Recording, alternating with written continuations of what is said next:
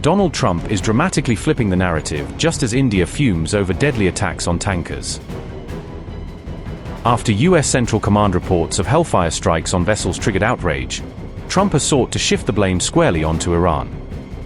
Iranian officials, close to the powerful leadership circle around Supreme Leader Khamenei, are striking back rhetorically. Facing mounting backlash in India and rising criticism at home, the United States is trying to wiggle out of the Hormuz quagmire. While Trump struggles to find a political and strategic exit from this crisis, India has once again summoned a senior US diplomat, signaling that New Delhi will not let the issue rest.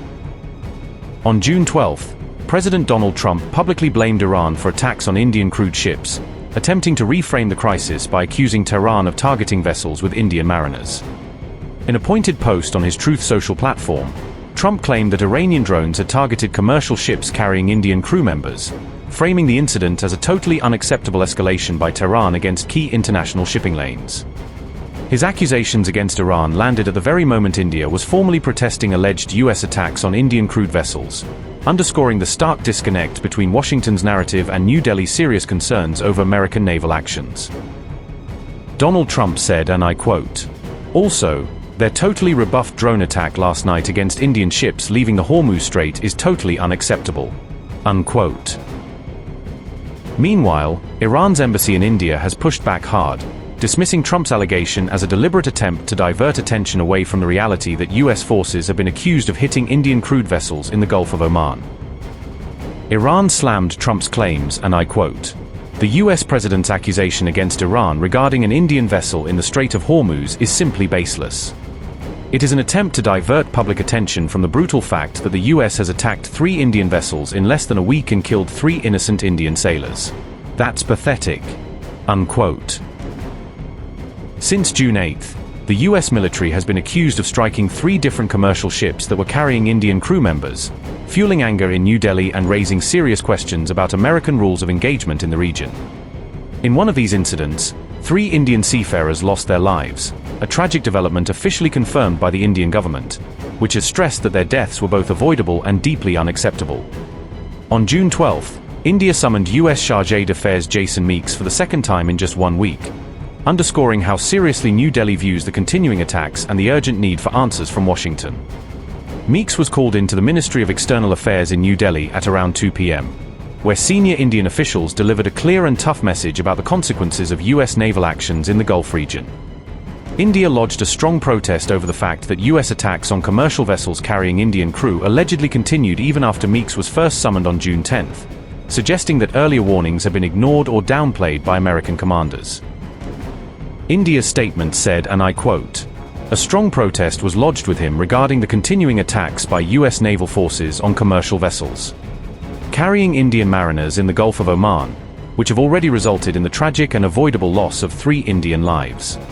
The ministry once again conveyed its deep concern over the use of lethal and deadly force against civilian shipping.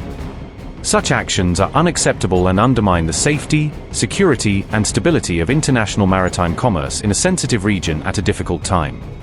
The US Chargé d'Affaires was requested to convey India's strong concerns to his authorities and to ensure that US forces operating in the region take all necessary measures to prevent the loss of civilian life. Unquote.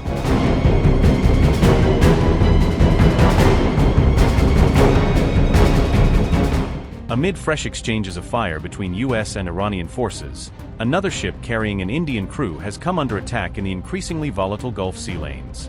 On June 11th, the India-crewed tanker MT Jalveer was reportedly disabled by US military strikes in the Gulf of Oman, leaving the vessel powerless and drifting at sea. India's embassy in Oman said it was closely monitoring developments around the Jalveer incident and was coordinating with local and international authorities on the crew's safety. Initial reports indicated that all 20 Indian crew members aboard the Jalveer were safe, offering some relief even as details of the strike continued to emerge. The episode marked the 3rd reported US strike on a vessel carrying Indian seafarers in just days, deepening concern in New Delhi over the risks to its nationals at sea. After the 2nd such strike in Gulf waters, India summoned a senior US diplomat in New Delhi, formally conveying its alarm over the pattern of incidents involving Indian crews.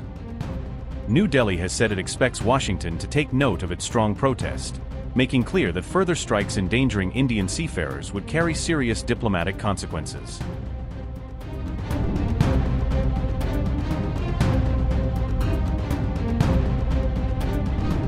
U.S. Central Command stated that MT Jalveer was transporting Iranian crude oil through Omani waters, placing the tanker squarely in the crosshairs of Washington's sanctions regime. CENTCOM claimed the ship failed to comply with repeated instructions from U.S. forces, suggesting that warnings were issued before any decision was taken to disable the vessel. The U.S. military said a strike aircraft then fired 2 Hellfire missiles at the tanker's engine room, deliberately targeting its propulsion rather than the crew quarters. Washington has defended the move as part of enforcing its de facto blockade on Iranian oil exports, arguing that such interdictions are necessary to choke off Tehran's revenue.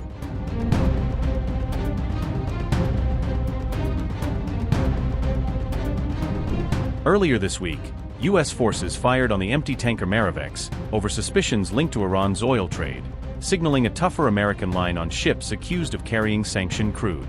All 24 Indian crew members on the Marivex were later rescued after the U.S. disabled the vessel at sea, but the incident sparked immediate concern in India's shipping community. The Setabello was hit next in the same theater, with 3 of its 24 Indian crew members confirmed dead on June 11th, turning rising anxiety into anger and grief back home.